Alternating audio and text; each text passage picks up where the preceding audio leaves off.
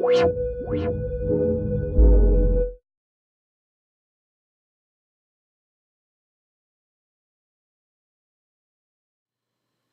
donc on se retrouve aujourd'hui pour une nouvelle vidéo sur le rack extension Antidote du 8e volet où il sera question des effets. Alors vous voyez qu'ici il y en a plusieurs qu'on active tout simplement en cliquant dessus. Quand le bouton vert est activé, ça veut dire que l'effet est actif. Et on a accès au contenu de l'effet, des paramètres de l'effet en le sélectionnant. Ici, donc EQ basse, distorsion, phaser, chorus, delay, reverb et compresseur. Donc ils sont au nombre de 8, ici vous en voyez 7, hein. En fait celui-ci en comprend 2. 1, 2, 3, 4, 5, 6, 7, 8. Alors, comme je l'ai dit, donc Antidote propose 8 effets pour encore une fois de plus améliorer le son en provenance du moteur de synthèse. Hein. On peut donc utiliser tous les effets simultanément, mais ils n'auront un effet sur la globalité du son, c'est-à-dire qu'ils vont affecter l'ensemble du son global et non pas certains oscillateurs. Hein. D'accord? Donc on est bien d'accord, c'est sur l'ensemble du son. Alors on va voir, je dirais, on va balayer rapidement le contenu parce que si je commence à vous expliquer chacune des fonctionnalités, on va y passer du temps, surtout si je vous donne une démonstration. Donc je vais vous expliquer brièvement chacune des fonctionnalités. Hein. Donc évidemment, on active l'effet avec le bouton vert et en le sélectionnant, on a accès au contenu. Alors EQ et basse. Alors EQ, c'est un égaliseur, tout simplement pour amplifier ou pour atténuer certaines fréquences. Donc on a ici le low gain, c'est un filtre passe-bas, hein, exprimé ici quand on met la souris dessus avec un certain nombre de dB. Par défaut, donc il filtre à 80 Hz, je crois.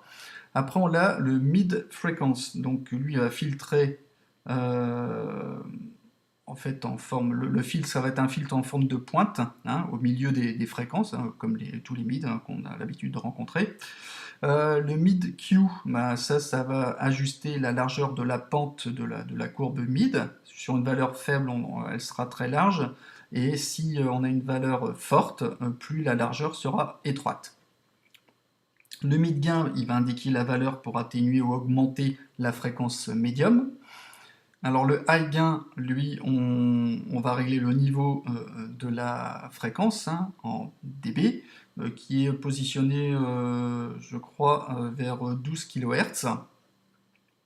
Après, ici, on accède en fait à basse. Alors basse, en fait, ça peut être étrange par rapport à ceux qui ont l'habitude de gérer des EQ, d'avoir un basse comme ça qui se dissocie.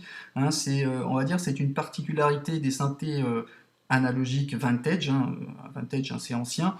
Ça va donner en fait plus de caractères dans les fréquences basses. Alors BS fréquence, donc basse fréquence, lui ici, il va gérer en fait par défaut.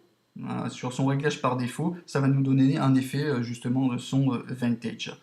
Le BS AMT, alors c'est le mount en fait, hein, c'est l'ampleur que va prendre l'effet, cet effet de basse. Et le dry red, c'est tout simplement le mélange entre le signal qui est traité avec l'effet et celui qui n'est pas traité. Ensuite, on a ici distorsion. Donc dans le menu, on a plusieurs sous-menus. Alors c'est un effet qui va donner un accent plus dur au son. On a 3 modes ici dans le type quand on sélectionne overdrive, grunge et rate crush.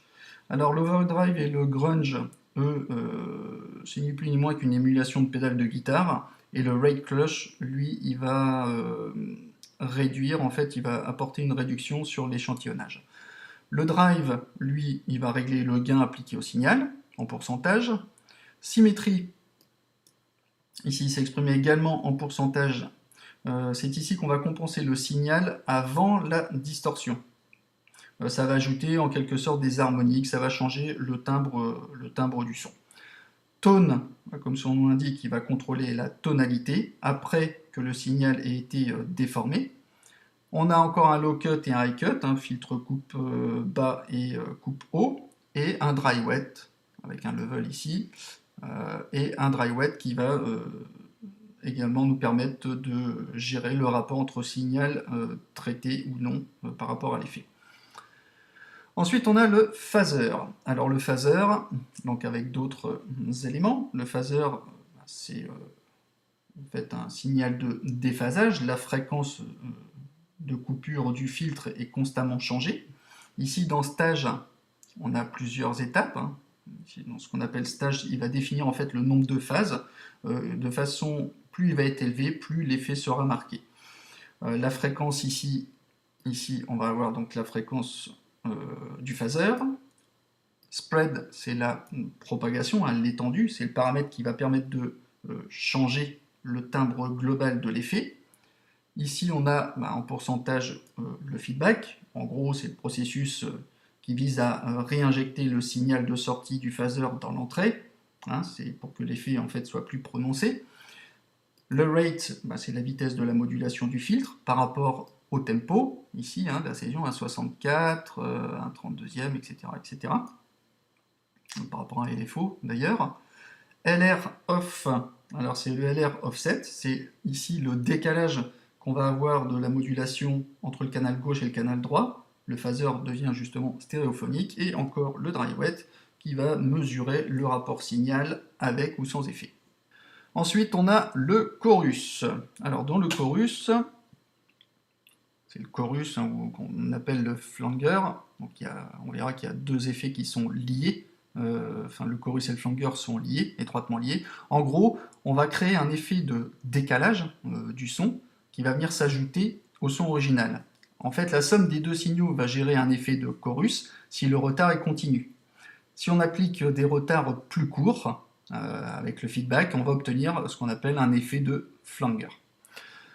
Donc le delay, alors ici il est exprimé en millisecondes, donc c'est le temps de retard exprimé en millisecondes. Le rate, c'est le taux de modulation qu'on va apporter en Hertz. Depth, c'est la profondeur exprimée en pourcentage, c'est la profondeur de la modulation. Le feedback, comme toujours, c'est le flux du delay de sortie qui va revenir dans l'entrée de l'effet. Ça va créer d'ailleurs des résonances par rapport à cet effet. LR offset, c'est comme tout à l'heure, ça va être le décalage entre la phase sur le canal gauche et droit, pour donner un effet stéréophonique de chorus. Ici, donc, il n'est pas affecté. Le dry wet, c'est le rapport signal avec ou sans effet. Le delay. Alors ici, on a encore nombreux autres paramètres. Le delay, c'est tout simplement le retard qui va produire un effet qu'on assimile souvent donc à l'écho. On a donc un type ici simple, ou ping-pong et reverse. Alors le simple, il va être centré sur le champ stéréophonique. Ping-pong, on va alterner gauche et droite, et reverse, ça va être à l'envers. Le rate, R rate, donc on va spécifier le taux, indépendamment du canal gauche et droit. Il va suivre en fait le rate de la session. Donc ici, pareil sur un quart, un huitième, etc., etc., par rapport au tempo de votre session.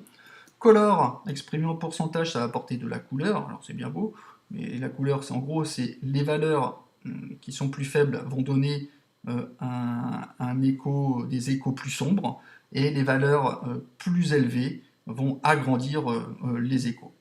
Le feedback, c'est comme toujours, on va ajuster la fréquence de répétition des échos, qui est exprimé en pourcentage. Le mode rate, c'est le temps de retard gauche par rapport au droit. Ils peuvent être modulés, il est exprimé en Hertz. Après, on a le mode AMT, c'est l'amount, c'est-à-dire la quantité de modulation de retard qui va être exprimée en pourcentage. Et encore une fois, le dry wet, c'est le rapport du mélange entre le signal traité et celui qui n'est pas traité. Reverb, vous savez tous à quoi ça correspond. En gros, on crée l'illusion d'un environnement, un salon, hall, une cathédrale, avec donc un pré-delay. Lui, il va déterminer le temps d'apparition de la reverb. À 0, il apparaît tout de suite. Avec une valeur plus importante, il va apparaître en fonction du temps que vous allez exprimer en millisecondes. Ici, time, c'est le temps de la reverb qui est exprimé en secondes. HF damp, alors il va le simuler en quelque sorte, ça c'est assez intéressant. Ce paramètre, il simule la texture réfléchissante des parois. Alors ici, il est exprimé en Hertz, ou en kilohertz d'ailleurs. Si les valeurs sont fortes, c'est comme si, j'essaye de mettre une image dessus, si les valeurs sont fortes, c'est comme si on avait des parois qui sont hyper réfléchissantes, donc on aura beaucoup de reverb. Si on a des valeurs faibles, c'est comme si les parois étaient absorbantes, donc on aura moins de reverb. Voilà, tout simplement. Ça vous donne comme si une texture réfléchissante en fait des parois. On a un low cut et un high cut, un filtre coupe-bas pour retirer les basses fréquences, un high cut pour retirer les hautes fréquences. On a ici un paramètre mode, exprimé en pourcentage. Ce paramètre, il vous place en fait en quelque sorte dans un environnement réel, plus vivant, parce qu'il va permettre de spécifier en fait le nombre de modulations à appliquer. Voilà. Ici, ce paramètre est désactivé, et on a le fameux dry wet, c'est le rapport du signal traité et non traité. Et pour terminer, comp pour compresseur. Alors donc c'est ce qui... je ne vais pas rentrer encore dans toute la définition d'un compresseur, hein, puisque ça prend quand même du temps. Je vous invite à consulter en mot directeur sur la chaîne YouTube, vous cherchez compresseur et vous verrez que j'explique souvent ce qu'est un compresseur, sur d'ailleurs beaucoup de séquenceurs, hein, aussi bien sur Ableton que sur Reason que sur Logic. Donc le compresseur, lui, il va changer en quelque sorte la dynamique du signal. On le met généralement en bout de chaîne, hein, du traitement sonore, pour en général rendre le son un peu plus punchy. Alors on retrouve le ratio et le threshold, donc c'est en gros on capte le signal entrant et on le réduit, on réduit le niveau à un certain seuil spécifique qui, s'il est dépassé, activera la compression. L'attaque, ici, c'est le temps que va mettre le compresseur à se mettre en route. Le release, c'est le temps qu'il va mettre à partir. Là, les paramètres sont désactivés. Et le dry wet, c'est le mélange du rapport signal traité et non traité, à savoir entre le signal compressé et non compressé.